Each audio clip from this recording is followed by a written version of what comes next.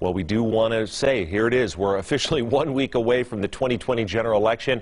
So far, more than 258,000 people in Clark County have turned out for early voting. 8 News Now reporter Kate Houston spoke to the election department about some of the top questions they're getting from voters. With only a few days left of early voting, some community members came out to Silver Mesa Recreation Center to cast their ballot. Dan Cullen with the election department says while the polls have been busy, so have the phone lines. The county's 455-VOTE hotline is receiving more than 2,000 calls a day. Voters can call basically with any question. It's a good starting point for folks who are looking for information.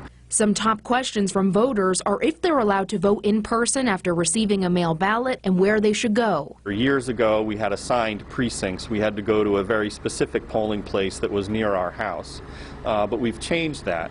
And so now any voter in Clark County can vote at any polling place on Election Day, just like in early voting. Registration is another question they get. So far, more than 1.2 million Nevadans are registered to vote in this election. We do have same-day registration in Nevada, and so if folks aren't registered to vote, they still can register at their polling place. When it comes to mailing your ballot, Cullen says it has to be postmarked on or before November 3rd. Know that once turned in, the decisions on your ballot cannot be changed. If they're going to be voting in person, we would strongly suggest that they mark their sample ballot with their selections and then bring it with them so that they can, use their sample ballot to make sure they're making the choices they want to make.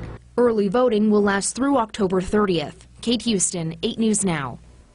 In addition to the 455-VOTE hotline, you can also go to the election department's website. There is information on voting locations, registration, and much more. That can be found at clarkcountynv.gov/vote. Denise?